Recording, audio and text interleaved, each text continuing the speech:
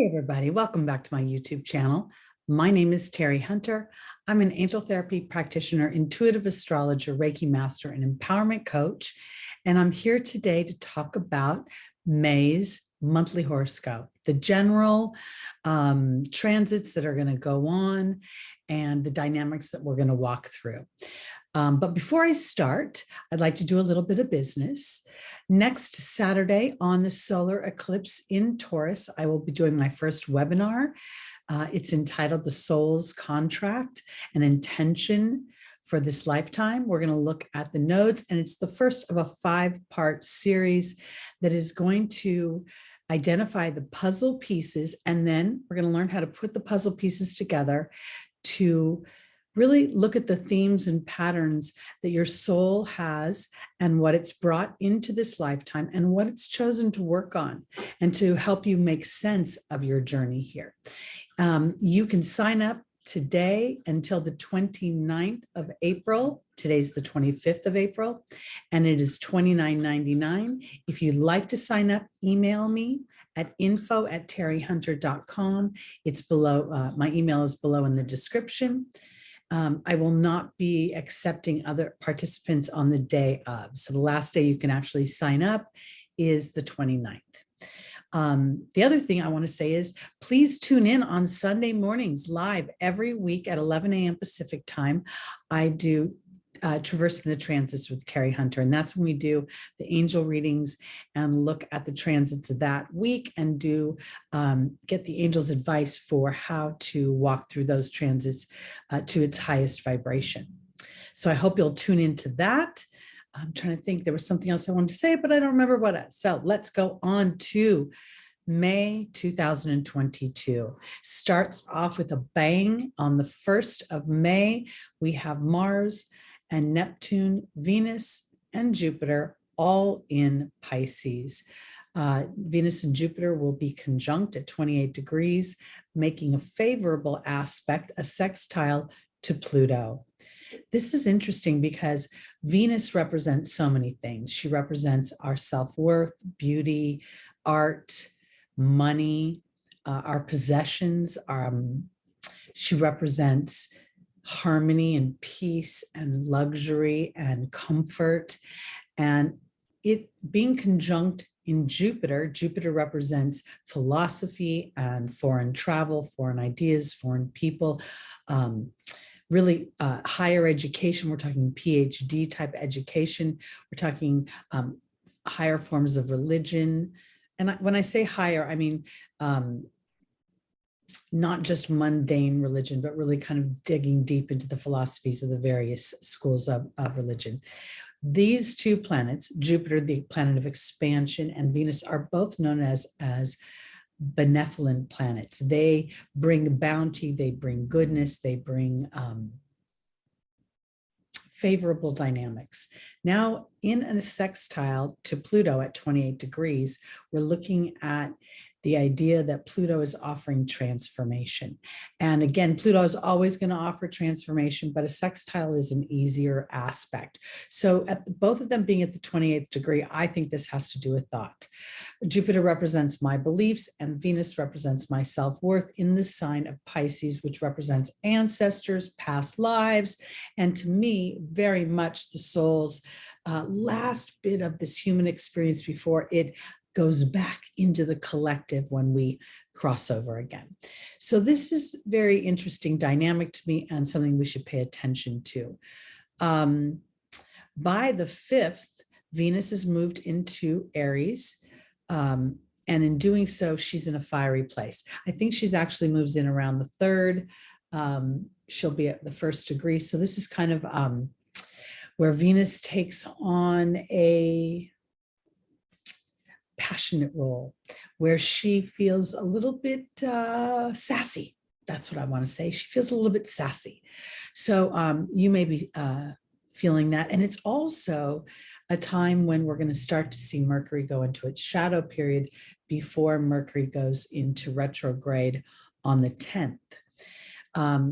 Mercury is in Gemini when it goes retrograde. So again, we're looking at this idea of thought. Gemini represents everyday thought, everyday activities, school-age children, learning and education and teaching and speaking and writing and emails and so many of our everyday activities.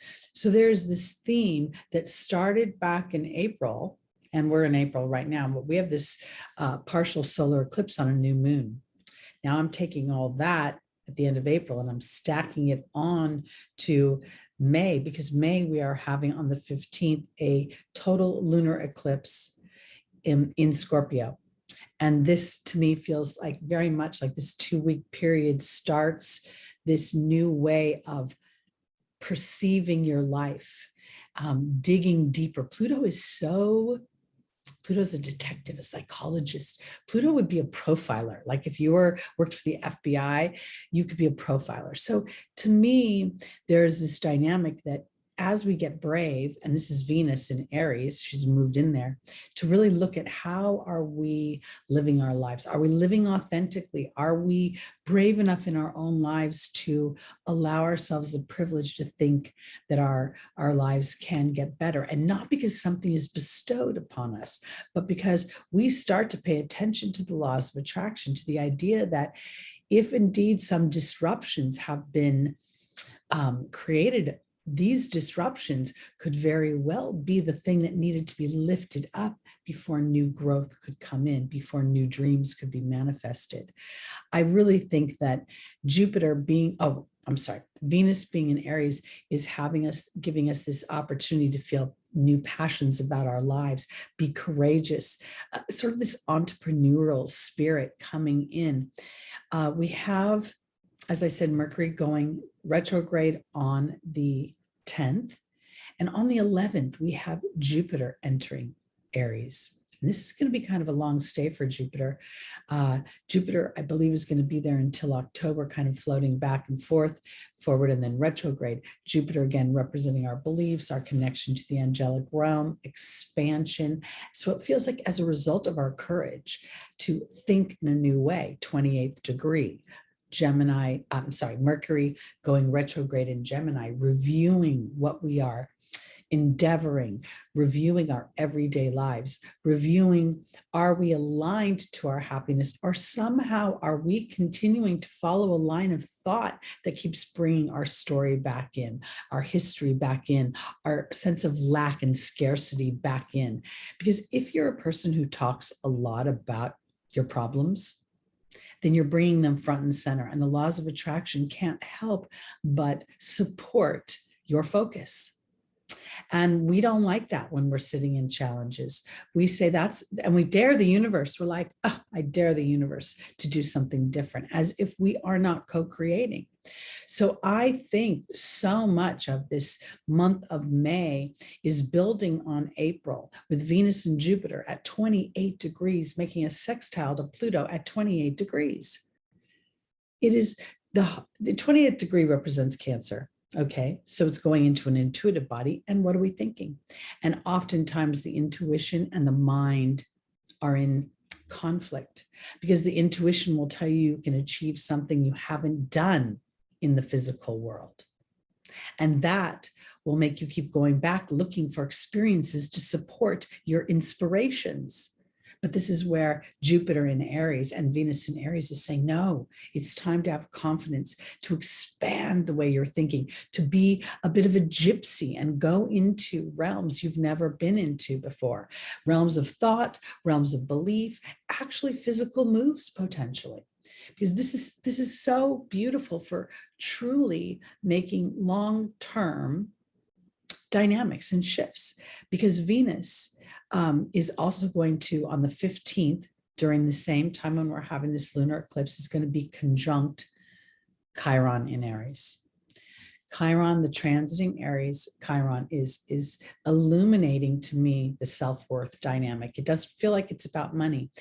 Chiron, in a nutshell, essentially is a centaur who experienced a wound that he could never heal. He could heal other people's. He was the wisest of the centaurs, but at the same time, he lived in chronic pain.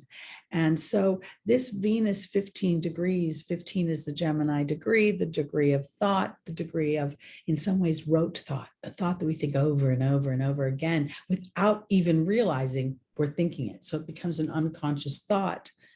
And Chiron being at 14 degrees is the Taurian degree.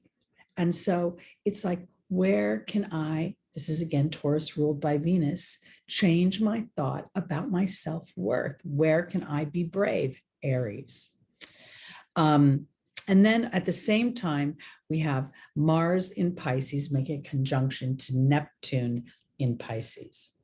And Mars is at the Aquarian degree, which is a revolution, liberation, an opportunity to really step out of the old and go into the new. Aquarius is the innovative sign. It's forward thinking, it's futuristic, it's George Jetson back in mid-century 1900s. So, and then we have Neptune at the Piscean degree of 24 degrees. So this is all happening at the same time that we're having this lunar eclipse on the 15th in Scorpio. So I have this really strong feeling that there's these dynamics that are happening on the interior, where we're looking at our lives and our inner being, our souls are speaking loudly to us, and in many ways breaking up so much that human belief that if I don't see it, it's not real, because this is the opposite of what the soul knows. It is when I believe it and when I intend it and when I focus on it that it becomes real and manifests in my life. That which I think of creates at one level. That which I think of and speak of creates at another level. That which I think of, speak up, and take action on is made manifest in my world. And that is the huge revolution that is happening now. We have to remember, I shouldn't say we, I like to remember that Neptune and Jupiter only meet in Pisces once every 166 years. This is a huge opportunity to shift our beliefs, to take the higher vibrations of these two planets and plant them into our lives today and to nurture them. So, and I'm going to have another note about the eclipse. This is the other thing I want to say. The eclipse is also conjunct the nodes. So the eclipse is happening, the full moon lunar eclipse is happening at 25 degrees Scorpio. The moon is at 25 degrees Scorpio and the sun is at 25 degrees Taurus. The nodes are at 22 degrees on the same axis. To me, this is something that is even, I mean, it's 3 degrees apart, but it's so powerful to me because again, this is sort of this idea of here we have these karmic points of the nodes, the south node, where we're being required to be egoless in our desires, to look at where we're overly dependent upon others or using our power out of balance. And then we have the north node in Taurus asking us to really stretch to find our self-worth in a new way, in our character, in our integrity. Taurus is a lot of integrity. It's a very loyal sign. It's very, I'm here for you. I back you up. So this is really powerful. And it's making this aspect, this sort of square aspect to, not sort of, it is a square aspect to Saturn. So we see the eclipse at 25 degrees, which is not the moon and the sun making the square to Saturn. So Saturn's going to look at it, and we could look at Saturn and say, oh, it's repressive and depressive and stoic. But I think this is a little bit different here. I think this is where Saturn is really, because Saturn is at the 24 degree, which is Aquarius. I know I get a little zippy, but follow me a little bit here, because the square is a tense conversation. That tense conversation are the stars continuing to pummel you with the question, are you living your authentic life?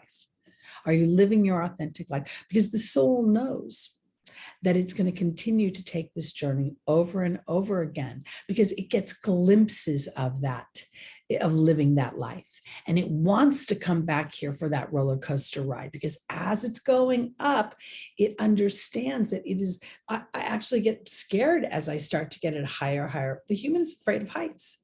And then as we come down the roller coaster ride, we get a little scared of the speed, but at the same time, there's this exhilaration. This is the difference between fear and faith. And as we go up the roller coaster, we're exhibiting faith. And sometimes when we go down the roller coaster, we can't see the bottom, so we have fear.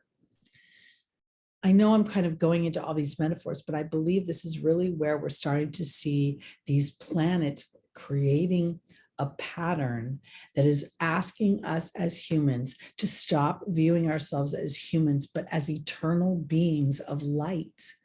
And as we stand in that light of our authenticity, of our uniqueness, of our willingness to be and express and create and embrace, that fear is sometimes the very tool that inspires us, the very tool that makes us feel empowered, the very tool that makes us feel achievement, then we can really enjoy this ride.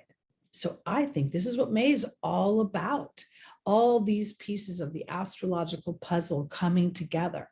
So we see these karmic nodes making this aspect, which I think is like a T-square to Saturn of old structure in a sign that wants to liberate me.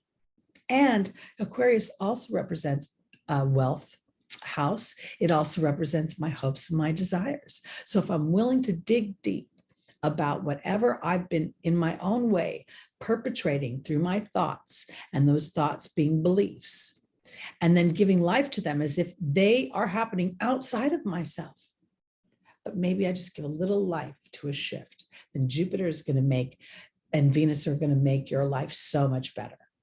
So I think this is what's really the overview of May. Again, I'm going to do weeklies. I do them live every Sunday on YouTube at 11 a.m. Pacific time. So we're going to dig deeper into these.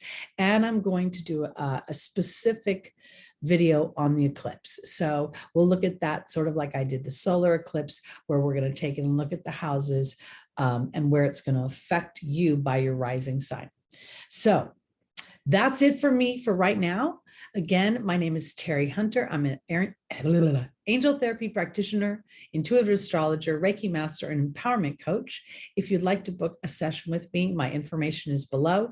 If you'd like to sign up for the webinar this weekend, it's going to be fun. I'm telling you, it's $29.99. You have until Friday, the day Pluto goes retrograde, to reach out to me. And again, by email, I don't have a link or anything like that. I'm still figuring this stuff out. And that's it. Okay. So thank you for watching. I'll be back in a week, maybe in a day, who knows when, as I'm inspired in a constant place right now. Okay, everybody, peace out.